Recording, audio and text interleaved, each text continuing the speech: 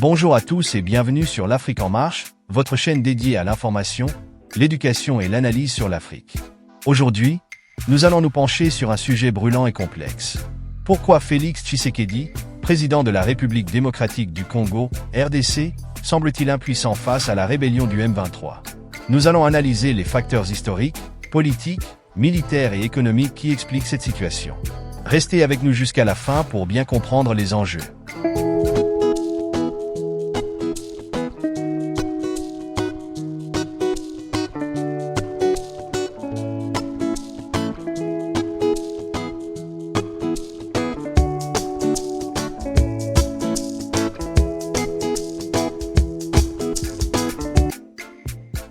Le contexte historique et l'origine du M23.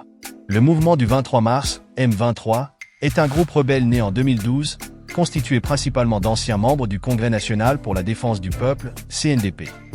Le groupe M23 est majoritairement composé de combattants Tutsis, une ethnie présente en République démocratique du Congo, au Rwanda et en Ouganda. Cette présence transfrontalière a contribué à alimenter des tensions ethniques et politiques dans la région. Le M23 revendique une meilleure représentation politique et sociale des Tutsis congolais, estimant que cette communauté est marginalisée au sein de la RDC. Cependant, ces actions sont souvent perçues par le gouvernement congolais et une partie de la population comme une tentative de déstabilisation du pays, renforçant ainsi les divisions internes. Ce conflit s'inscrit dans un contexte historique plus large, marqué par les guerres successives qui ont ravagé la RDC, notamment la première, 1996 à 1997, et la deuxième guerre du Congo, 1998 à 2003.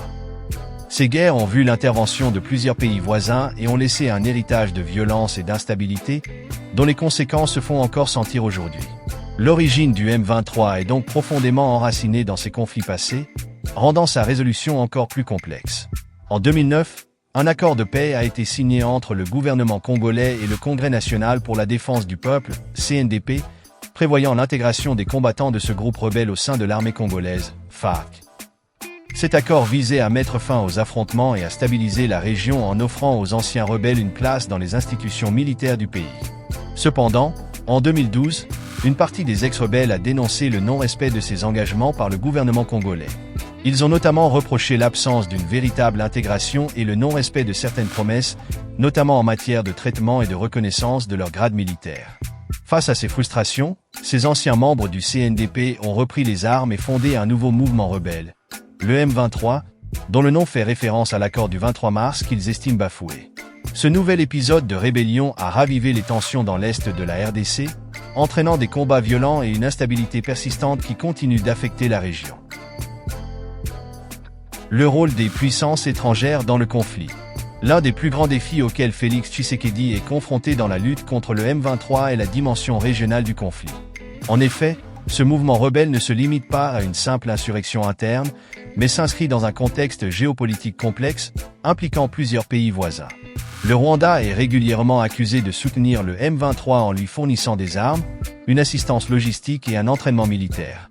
Bien que le président rwandais Paul Kagame ait toujours nié ces allégations, plusieurs rapports de l'ONU ont mis en évidence des liens entre l'armée rwandaise et les combattants du M23. Cette ingérence présumée alimente les tensions entre Kigali et Kinshasa, compliquant toute tentative de résolution du conflit. Par ailleurs, l'Ouganda est également soupçonné d'entretenir des relations ambiguës avec le M23, bien que son implication soit souvent moins médiatisée que celle du Rwanda. Au-delà du soutien militaire présumé, ce conflit s'inscrit dans une lutte géopolitique et économique plus large. La région des Grands Lacs est une zone stratégique, riche en minerais rares tels que le coltan, l'or et le cobalt, indispensables aux industries technologiques mondiales. Le contrôle de ces ressources constitue un enjeu majeur, non seulement pour la RDC, mais aussi pour les pays voisins et des acteurs économiques internationaux. Cette situation rend la crise encore plus difficile à résoudre, car de nombreux intérêts économiques et politiques sont en jeu. Une armée congolaise affaiblie. L'un des obstacles majeurs dans la lutte contre le M23 est la faiblesse structurelle de l'armée congolaise, FARC. Celle-ci souffre d'un manque criant d'équipements militaires modernes, ce qui réduit considérablement son efficacité sur le terrain. En outre, les soldats sont souvent mal payés, peu formés et démotivés, rendant difficile toute offensive contre un groupe rebelle bien organisé et doté de ressources. Cette situation crée un déséquilibre qui favorise la progression du M23 et complique les efforts du gouvernement pour restaurer l'ordre. À cela s'ajoutent des soupçons d'infiltration au sein même des forces armées congolaises. Certains rapports indiquent que des membres du M23 auraient réussi à s'intégrer dans les rangs de l'armée, compromettant ainsi les stratégies militaires et affaiblissant la cohésion des troupes. De plus, les divisions internes et le manque de coordination entre les différentes unités rendent les opérations militaires inefficaces. Cette désorganisation empêche la mise en place d'une riposte cohérente face aux avancées du M23 et complique la stabilisation durable de l'Est de la RDC.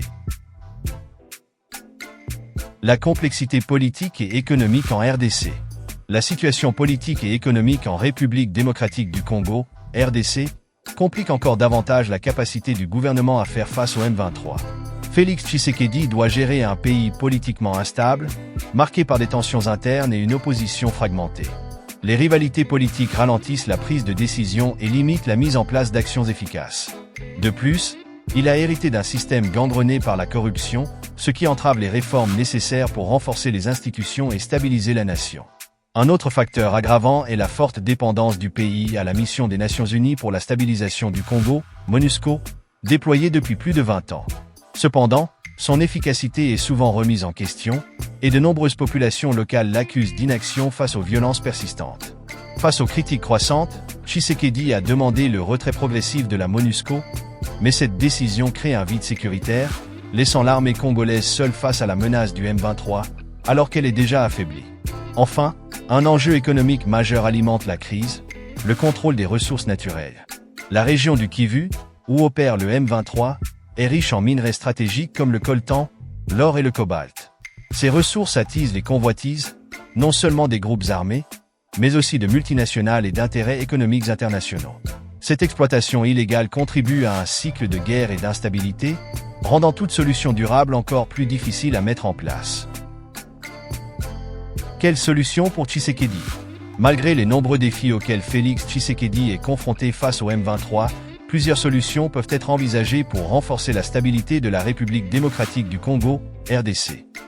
Une réforme militaire profonde est essentielle pour permettre à l'armée congolaise, FARC, de mieux faire face aux groupes rebelles. Cela passe par un meilleur équipement, une formation plus rigoureuse des soldats et une modernisation des infrastructures militaires. De plus, il est crucial d'éliminer la corruption au sein des forces armées et de renforcer la discipline afin d'éviter les infiltrations et d'améliorer leur efficacité sur le terrain. Par ailleurs, une diplomatie plus active pourrait permettre de réduire le soutien régional dont bénéficie le M23. Tshisekedi doit intensifier les négociations avec le Rwanda et l'Ouganda, qui sont régulièrement accusés d'entretenir des liens avec le groupe rebelle.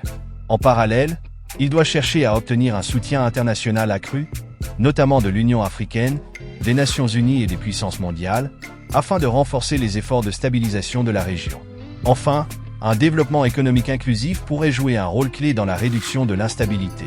La création d'emplois pour la jeunesse permettrait de limiter l'enrôlement des jeunes dans les groupes armés, souvent attirés par l'argent et les promesses des milices. De plus, il est crucial de mieux encadrer l'exploitation des ressources naturelles, afin d'empêcher leur pillage par les groupes rebelles et de garantir que ces richesses profitent au développement du pays plutôt qu'au financement des conflits. En combinant ces réformes structurelles, une diplomatie efficace et une stratégie économique durable, Félix Tshisekedi pourrait renforcer la souveraineté de la RDC et mieux faire face à la menace du M23. En résumé, l'impuissance apparente de Félix Tshisekedi face au M23 est le résultat de facteurs historiques, régionaux, militaires, politiques et économiques. Pour résoudre ce conflit, il faudra une approche multidimensionnelle et une coopération renforcée entre la RDC et ses partenaires. Que pensez-vous de cette situation? Croyez-vous que Tshisekedi pourra vaincre le M23? Donnez votre avis en commentaire. Abonnez-vous à l'Afrique en marche et activez la cloche pour ne rien manquer de nos prochaines analyses.